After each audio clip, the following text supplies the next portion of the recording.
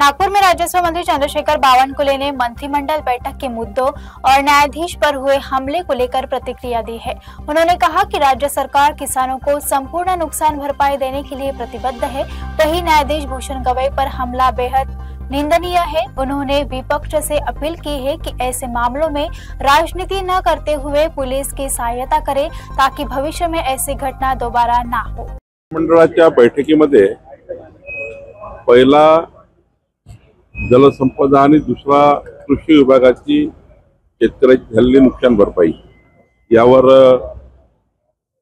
प्रत्येक कॅबिनेटमध्ये चर्चा होत आहे। नुकसान भरपाईचे अंतिम आकडे 80% वर आलेले आहेत। 10-20% आकडे पुन्हा बाकी आहेत। मला वाटतं आज किंवा उद्यापर्यंत राज्याचे संपूर्ण पंचनामे सरकारकडे येतील आणि मग राज्य सरकार याला माननीय मुख्यमंत्री अजित पवारजी, एकनाथ शिंदेजी बसून जो काही शेतकऱ्याला मदत करायची आहे त्या मदतीची घोषणा करतील आणि काही तर केंद्र सरकारलाही त्या ठिकाणी प्रस्ताव पाठवतील। जे केंद्र सरकारकडे अपेक्षित प्रस्ताव आहे तेही जातील।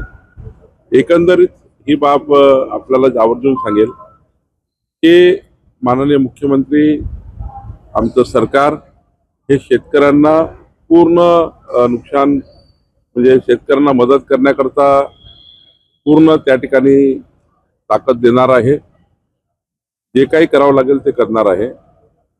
2-4 प्रकल्प मागे पडले चालतील पण शेतकऱ्यांना आम्ही कुठेही त्या ठिकाणी कमी पडू देणार नाही आणि याकरता आमचं त्या ठिकाणी नियोजन सुरू आहे आणि शेतकऱ्यांना मदत करण्याची पूर्ण भूमिका। खरं तर घटना निषेधार्ह आहे। जेवढा निषेध केला पाहिजे, या घटनेला जेवढं गंभीरतेने घेतलं पाहिजे तेवढं सरकारने घेतलं आहे आणि भूषण गवई साहेबांसारखे अत्यंत प्रतिष्ठावान आणि देशाच्या इतिहासामधले अत्यंत प्रभावी आणि त्यांनी त्यांच्या उच्च क्षमतेतून प्रचंड मोठे निर्णय देशाकरता करून दिले। आपण जर पाहिलं असाल तर नागपूर हायकोर्ट ते सुप्रीम कोर्ट पर्यंत त्यांच्या निर्णयाची मालिका ही खऱ्या अर्थाने भारताकरता, भारताच्या मजबूतीकरता महत्त्वाची राहिली आहे।